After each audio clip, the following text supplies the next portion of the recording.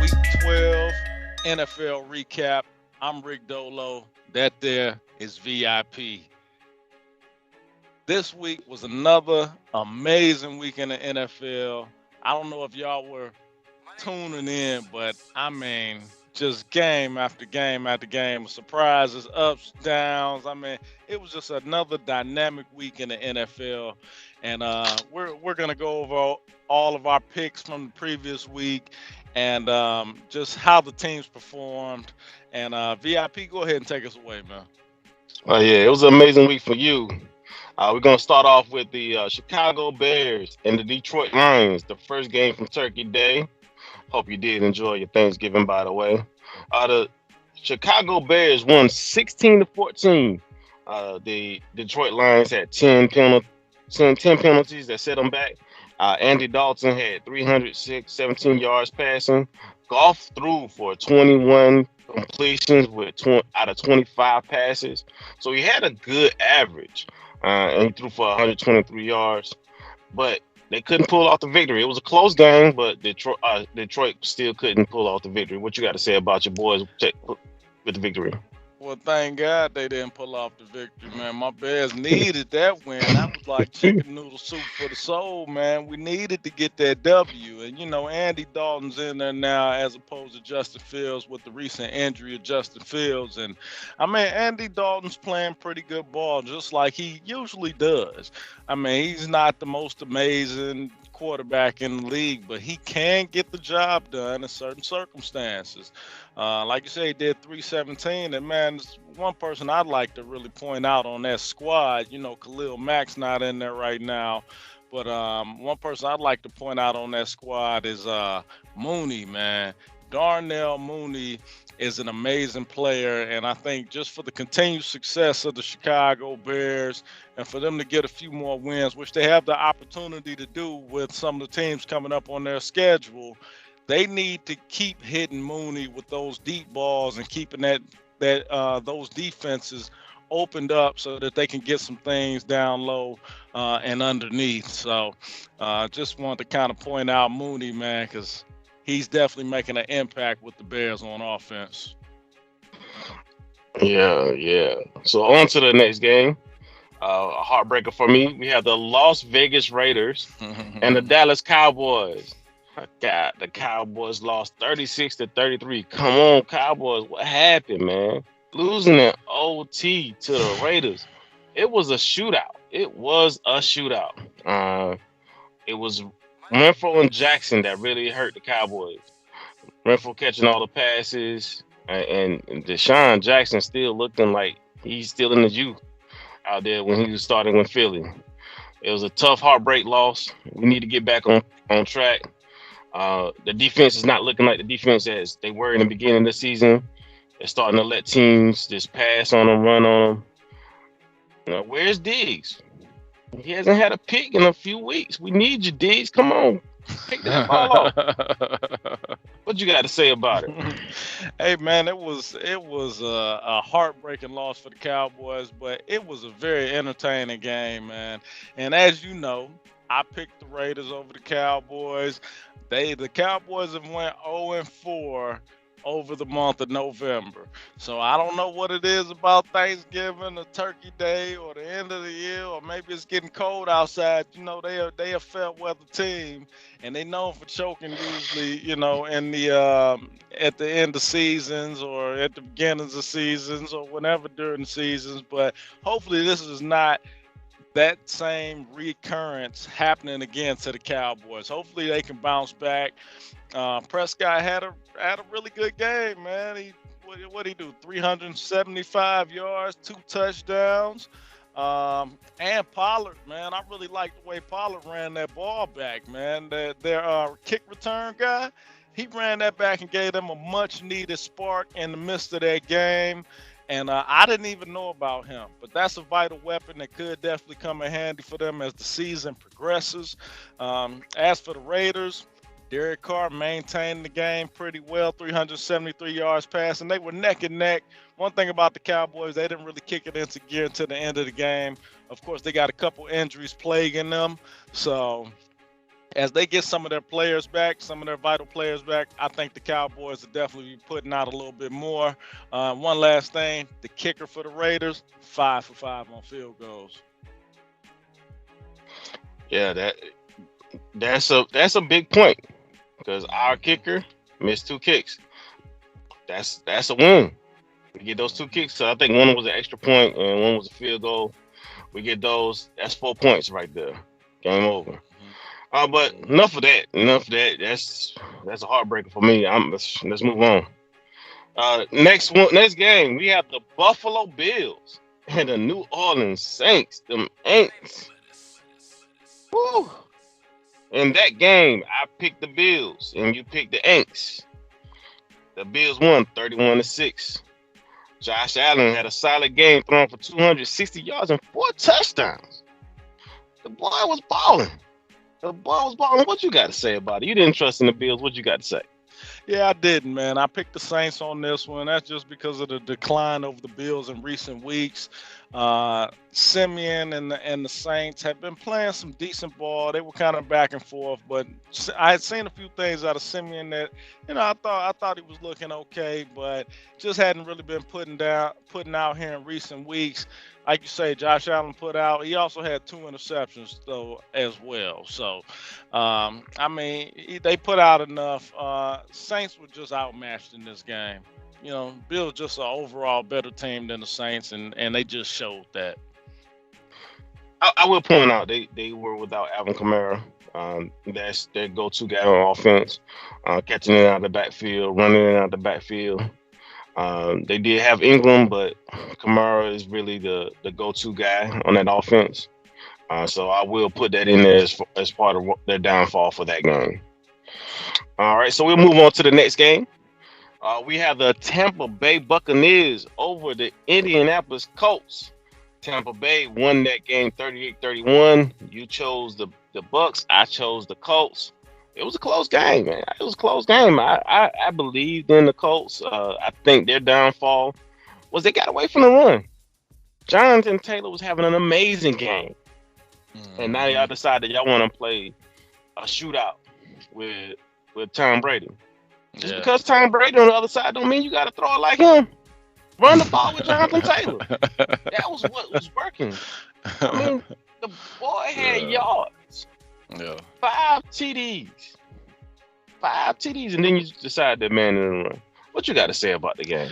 Yeah, man, no excuse for the Colts losing that game. That was a critical game for them as they're looking, to try and get into the playoffs possibly. For them to lose against the Bucs in that fashion was very disappointing. And they have been gaining some steam. Like you say, Jonathan Taylor is a beast. That's your go-to guy. Give him the ball. He didn't get enough, attempts on offense. And I don't know what they were thinking. Because Wentz, nah. It ain't like that, Wentz. Manage the game. Give Taylor the ball. I was thinking that the whole second half. Would you please give Taylor the ball? Please give Taylor the ball. Man. Can you give Taylor the ball? That would have did it. Yeah, it was bad, man. It was bad that they didn't get Taylor the ball. At the end of the day. So, and they know it. They know it because as I was looking at the news relating to this game, they were talking about it, how they wanted to get Taylor more carries. Well, they should have gave him more carries in that game. You had the lead. What do you do when you have the lead? You run the ball. I don't know what they were thinking. They've been doing it previous weeks, and then you get in there, and now Wentz wants to, be a superhero. Now all of a sudden, no, you're a sidekick. Give Taylor the ball. You know what I'm saying? You call that man robbing? He's robbing. Hey. All right. That's what it is.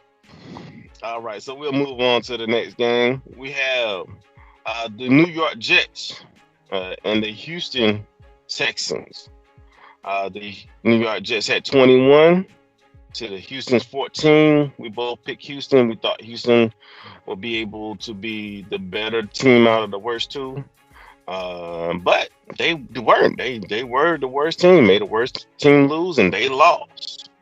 What you got to say about it? Tyrod Taylor was going to be the key to this one. He didn't really get off the way that I thought he would have. The Jets do have a decent offense at times. Against somebody like the Texans, they had opportunity to kind of get off a little bit. They had 100 yards rushing, just decent stats. Nothing too amazing. They just played a little bit better of a game, and they got that extra touchdown to get that win. Yeah, that defense really showed up for them. Normally, you said the Jets don't have defense, but that defense looked good against the Texans. Of course, that's nothing to get excited about. We are talking about the bottom barrel of the NFL. But yeah, that defense looked good. That's what held onto this game. They held Houston down to 14, and that second half was scoreless. I think they didn't even score anything after halftime. They scored the first 14 points in the first half, and then nothing else after. You do have Zach back, so it's no more White Mike in there. And Zach looked like he was trying to prove that he should be the starter for the Jets instead of White Mike. So we'll see how that goes moving forward. All right, on to the next game. We have the Philadelphia Eagles scoring 7, and the New York Giants scoring 13. We both picked Philly. We both picked Philly. I'm thinking Philly will be the better team here against against the two sorry teams in the NFC East this year. But we were wrong. The Giants were able to pull it off. They had hold on. They had Saquon Barkley in the game, but he didn't produce much. He was a non-factor out of the backfield, but as a team, they were able to just hold off the Eagles to just 7 points. What you got to say about it? Just less mistakes, man. I mean, it really wasn't a dynamic game or anything like that. The Eagles had 3 interceptions in that game. So that right there does it. I mean, but one thing about it, I'll tell you this, the Eagles had every opportunity to win that game. If you look at that game, the Eagles were driving on several different occasions, and I think every time they turned the ball over was in the midst of a drive or in the midst of something positive that they had going on, and they threw an interception. And I think they had a fumble too at one point at a very crucial part of the game. So the Eagles had every opportunity. They really should have pulled that game out. Less mistakes is the reason that the Giants were able to pull that game out. Right, I think 2 of those picks were in the red zone. The Giants were able to shut the Eagles out for 3 full quarters. So they scored 7 points in the fourth quarter. At that point, you don't have time to come back, and the game was only 13. That was a winnable game for the Eagles, and Yeah, you yourself, you had talked them up and saying they were playing better ball, and then they fall off. I don't know what's going on in Eagles camp, but if you want to do something this season, you're gonna have to play better than that. All right, so we'll move on to the next game. We have the Carolina Panthers and the Miami Dolphins. I picked Carolina. You picked Miami. Miami took this one 33-10 over the Carolina Panthers. Carolina Panthers, is that a QB graveyard? It's like QBs go and just fall off in Carolina. They had 3 picks between 2 quarterbacks this game. It's like, you had Sam Darnold. Sam Darnold so bad the coach pulled him out the game and said, hey, get on the bench. You got Cam Newton. He playing so bad, go sit on the bench. And they bring in another quarterback. He throwing the pick. So this is the graveyard for quarterbacks. I don't know what else to say about Carolina. You look good in the beginning. Look good for one game in the middle of the season when you got Cam Newton back, and then it's downhill from there. What you got to say about it? Yeah, man, I agree totally. It's like they playing musical chairs over there with the quarterbacks on the bench or something, man, because they rotating them in and out as quickly as they put them in there. They taking them right back out the game, man. And then on top of that, to add insult to injury, or maybe it's the other way around, maybe it's injury to insult. Then you got McCaffrey, who got injured and is out for the rest of the remainder of the season. Golly. Carolina, I feel for you. On the other hand, the Dolphins are picking up steam. You got Tua playing good ball. The special teams got in. They got a block punt and TD off of that one. Then you got your Waddle over there. That guy's fast. And then they won the third they won the third down battle, man. And that was really the story of the game. Like the Dolphins were converting on third down after third down, man. And Tua's just looking good, man. Tua's looking real good over there. You start to see some of that talent really shine over there with Miami. So I think they're a different team now compared to the beginning of the season, and it'll definitely be interesting. I got my eye on them, on the Dolphins. Yeah, I think they can upset some people. Okay, I ain't quick to say all that. I mean, they were playing the Panthers. I mean, you gotta factor that in as well. But to your point, Tua has been playing great ball the last 2 seasons. When he came his rookie season last year, when they finally put him in, he was playing okay. And with that last half of the season on his belt in the beginning of the season, so he has seen that. He hasn't caught up to the NFL speed per se, so it's just something to watch. I'm not ready to give him that nod yet, but it's something to watch, something to keep an eye on. All right, so we'll move on to the next game. We have the Tennessee Titans and the New England Patriots. The Patriots won this one 36-13. We both picked the Patriots. We know Tennessee wasn't going to do this. No Derrick Henry. They had a good running game, but it just wasn't good enough. Tennessee turned the ball over 4 times and had a missed field goal. What you got to say about the game? Yeah, man. A lot of times these games just come down to less mistakes. When I saw the stats on this game, I said, what? Tannehill had 93 yards passing? And I thought about who we were talking about, and Tannehill is he doesn't put up a lot of numbers, but Tannehill finds ways to win when he does win. Unfortunately, this was not one of those situations. So, Tannehill only 93 yards passing, 200 yards rushing on the ground between those two backs over there. Are you kidding me, man?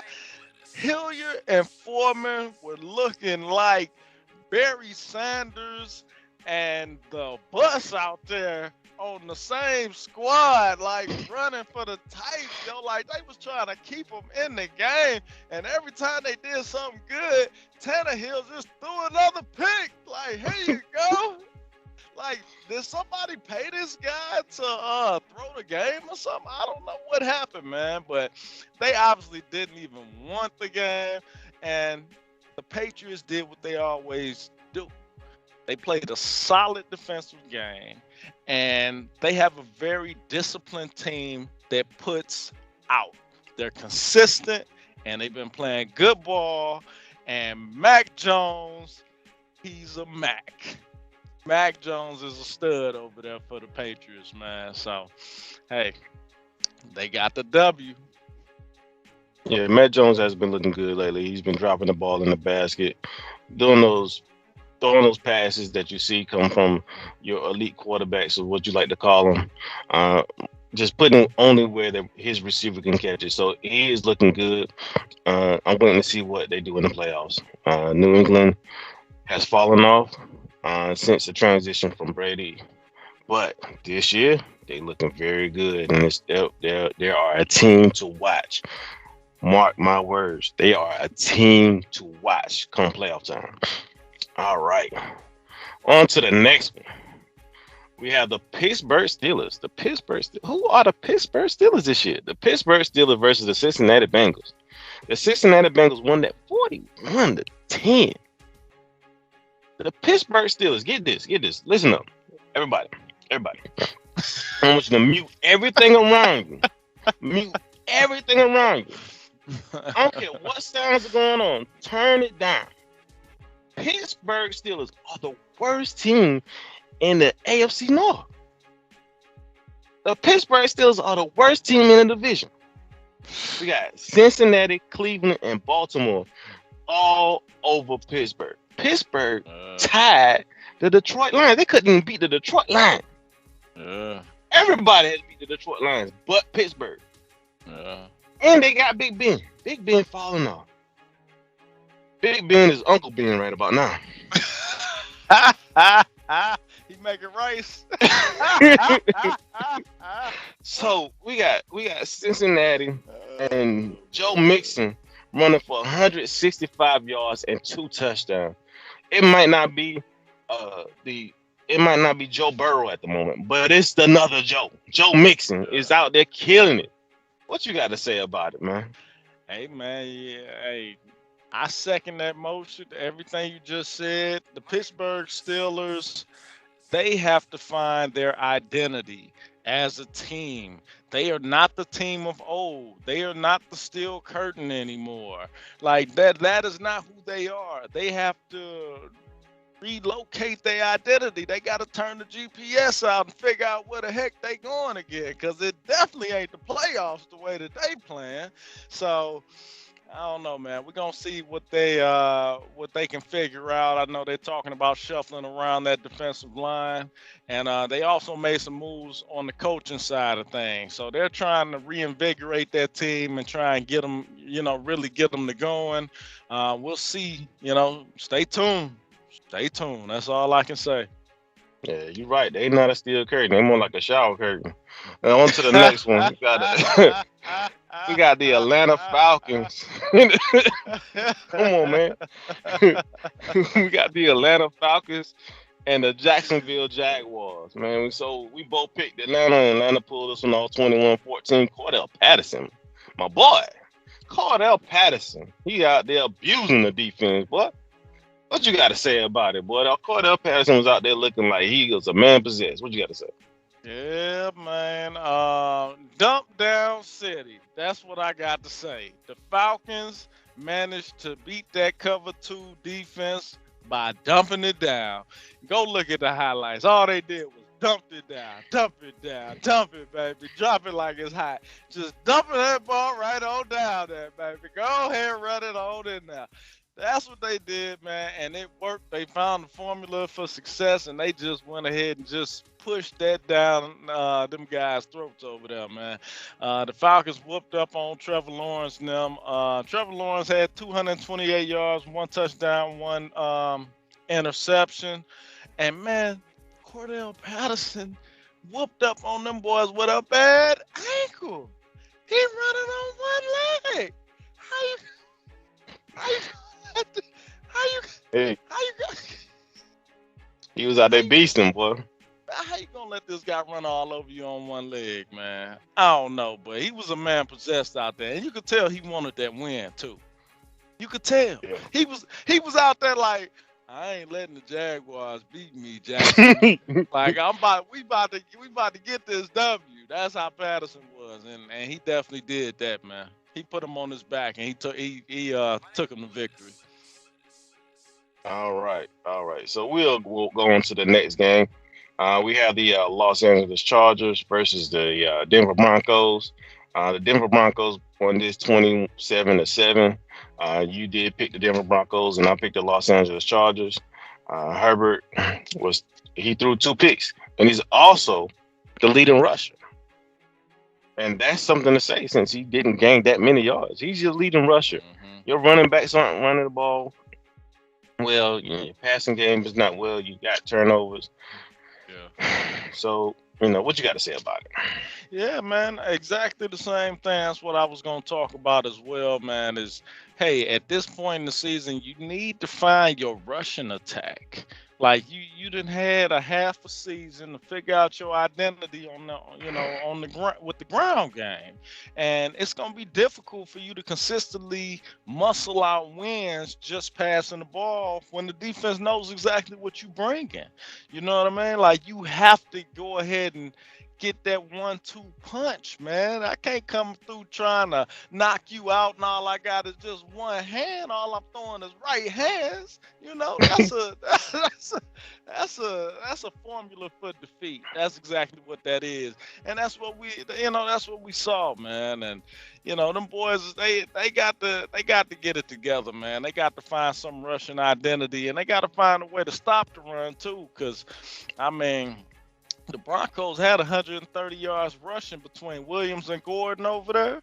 130 yards rushing, man. So the Broncos came in. Bridgewater was injured, beating up on them boys. He went out the game and came back in, So, but Bridgewater played a clean game. He didn't have any picks. I think the backup had one interception, but hey, they were able to muscle out that win. And the only reason I picked the Broncos because I know the Chargers just they don't have the full formula. They got half of it, so they can. I don't know. They need just a little bit more juice, man. They'd really be a good competitor. All right. We'll see how the season goes on for them. On to the next game. We have the Los Angeles Rams versus the Green Bay Packers. I chose the Rams. You chose the Packers. And you mentioned what Rodgers will not lose 2 in a row. And this was a real shootout. Matthew Stafford threw for 302 yards. And here comes good old trusty Aaron Rodgers will match that, and he threw 307 yards. And he had his go-to guy, Cobb, in there. Cobb did make a mistake about muffing the punt, and that led to a Ram score. But he made up for it by catching a touchdown pass from that man, Aaron Rodgers. What you got to say about the game? Yeah, man. The Rams were doing their thing. Like you say, Stafford had a pretty solid game. Only 1 pick, 3 touchdowns. No rushing attack, man. Here we go again. In this case, though, neither team really had much of a rushing attack. The Packers had a little something. I mean, they did do 92 yards between their 2 running backs. But the Rams didn't have any type of a rushing attack, man. I mean, hey, Cooper Kupp and Jefferson can only do so much receiving the ball if you ain't gonna switch it up and let somebody run the ball, man. And that's exactly what happened here. With no variation, the Packers were able to find that that slim victory, and that's exactly what they did. Aaron Rodgers came in there, he got him a W. He's always determined to get that W after he takes an L. So he did it again. And there was no rushing attack, but it definitely was a QB battle. And I think that's what the Rams was up for. They was trying to be up for the fight, the QB battle, trying to get back into the game. And you can throw the ball faster than you can run the ball. So I think that's what their strategy was. But Aaron Rodgers wasn't having that. So we're gonna move on. The next game we have the Minnesota Vikings and the San Francisco 49ers. The Minnesota Vikings lost this 26-31. You chose Captain Kirk and that squad over there, and I went with them boys and 49ers. I told you about them. Who was the magic winner for San Francisco? Debo Samuels. That boy had 66 yards and 2 touchdowns. And he's your wide receiver. He's trying to be another Cordell Patterson by being a wide receiver / running back. He got 2 rushes out of the backfield. He only caught 1 pass this game, but 2 rushes out of the backfield that went for touchdowns. He had 6 rushes total for 66 yards. That's 11 yards per carry. That's a great day. Every time you touch the ball, you average 11 yards. Come on, man. What you got to say about the game? What you got to say about Captain Kirk? Yeah, man, the 49ers and Superman over there warming up. I called that boy Garoppolo Superman because he looked like Clark Kent over there. But, and then Mitchell was 27 for 133 on top of that, rushing. You know what I mean? Alongside Debo Sanders. Right. So there you go. There you have it. And that's the formula that you need as an NFL team in the league at this point in time. Like, I understand you got these powerful quarterbacks, and this is a quarterback league, quote unquote. That's what everybody says. But if you don't have that rushing attack, I ain't trying to hit none of that. That rushing attack is what opens it up, and that's a perfect demonstration right there. That's all I got to let you know. Just to let you know, just to talk about Captain Kirk, put him in the conversation. He did throw for 238 yards and 2 touchdowns and 1 pick. So there's Captain Kirk stats for you. If you are a Vikings fan, I feel sorry for you. And like you said, Mitchell. And Dalvin Cook did get injured because this game was close going into the second half, going going into the third and fourth quarters. This was a very close game that entire way. And Dalvin Cook is a critical piece of Minnesota's offense. So unfortunately, he got hurt in the third quarter, souring my pick, the Minnesota Vikings. But hey, that's part of the game. You got to live with the injuries. So I had to take the L on that How many yards you have before you go out? He was in there for 3 quarters. How many yards you have? one. I don't remember.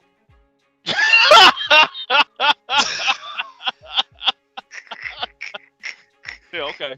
All right. We'll move on. Well, hold on. In my defense, okay, the third and fourth quarters is when a running back usually gets most of their yardage anyway. The first 2 quarters is when you hit a brick wall, the defense is fresh, you got to wear them down. You don't break one until the third quarter usually. You know what I'm saying? Unless you're playing a lackluster defense. So in my defense, he went out in the third. All right. We're going to just move on to the next one. We won't get into that. All right. So we have next the Cleveland Browns and the Baltimore Ravens. The Baltimore Ravens, we both picked the Baltimore Ravens. They won 16-10. It was a close game. Baker Mayfield threw 0 picks, but still couldn't come out with the victory. Lamar, 4 picks and still won. How bad do you have to feel as a team when they gave you the ball 4 times and you couldn't do anything with it? And that boy Lamar, he a fool. He went up to the defense like, hey, you like that, don't you? He liked it. He was in the backfield running around trying to get some breathing room and threw a touchdown. I think he threw it to Adams. He threw a touchdown and went up to the defense like, hey, how you doing? You like that, didn't you? You like that, didn't you? You like how I did that? I'm like, this man is wilding out there, boy. What you got to say about the game? Yeah, man, that's bad. You throw 4 picks against me. I need to go home with that W. You know what I'm saying? But hey, unfortunately, the Browns, they've been having a turbulent season, and hey, it is what it is. Lamar Jackson, just a freak of nature. We already know that. I would like to see them clean it up, though, going into the playoffs. Like, they've been so up and down over the course of the past 4 or 5 games.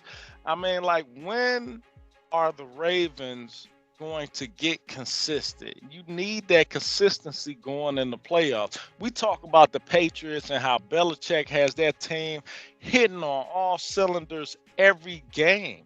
You know what I mean? Like, when are the Ravens gonna get something like that? You know what I mean? They really need to pull this together, and if they don't, they're gonna see an early exit in the playoffs. I don't know. Sometimes teams take it a little more serious once they get to the playoffs, but you'd like to see it before the playoffs. You know what I mean? You need to get that rhythm. And the Ravens haven't gotten that rhythm.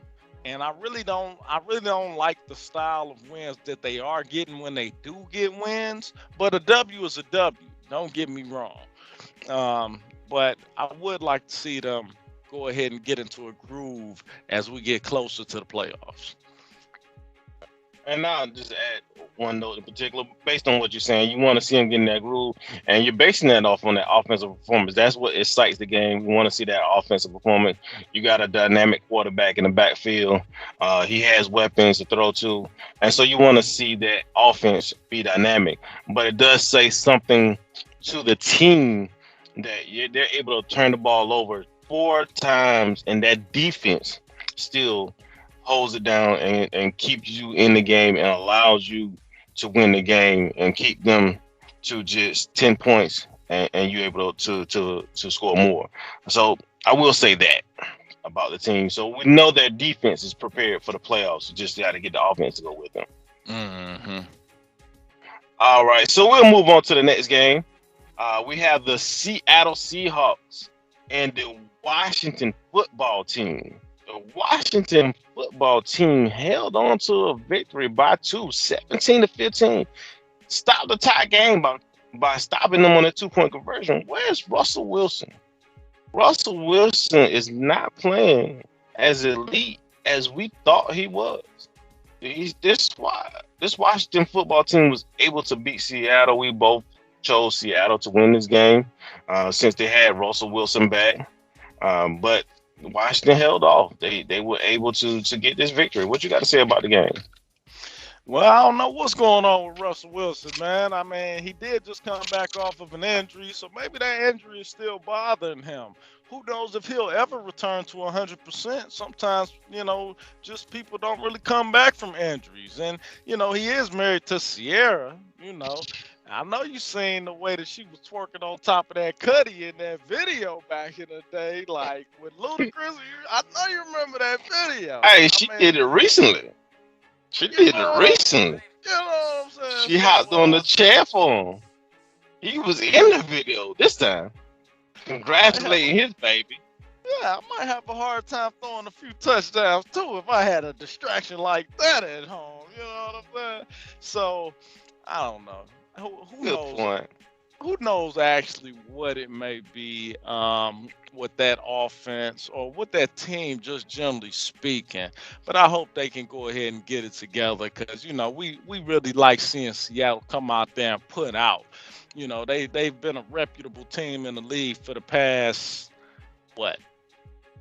since Russell Wilson got on that team. You know what I mean? And you just want to see them play optimal ball. It's good for them, it's good for the players, and it's good for the league when they're hitting on all cylinders and playing good football. So to Russ and Seattle, come on, y'all. Hey, Russ, you're gonna have to take a few weeks off. You know what I'm saying? With the Cuddy and the and you know what I'm saying? Come on, man. Yeah, let's get back in the game, man. All jokes aside, when we know what weapons you have, DK Metcalf is hungry. And he's not getting the ball. I think he only got one catch this past game, and that's not going to cut it. DK Metcalf is a beast out there. We know he's fast. We know he can get those 50-50 balls. Just got to get it to him. You just got to get it to him. We saw some of it. We saw some of Russ being back. He did throw a couple deep balls out there to get them their score, but it just wasn't enough. It just they look mediocre as a football team. But that's all we got for this week. Close us out. All right. So with that being said, thank y'all for joining us for another week of Truck Talk. This was week 12 NFL recap where we just went over our picks and everything. As always, we just thank y'all for watching, for viewing. Please, it's a couple buttons down there. Like, share, subscribe. Tell somebody about us, you know what I mean? Go tell your pastor them, your deacon, your first lady, the grandma's on the front row with the hat. Make sure you let your people know, your mama know. Go tell your son or somebody. I mean, let somebody know about Truck Talk. It's Rick, Dolo, and VIP over there. And you know how we do it on the outro. Hey.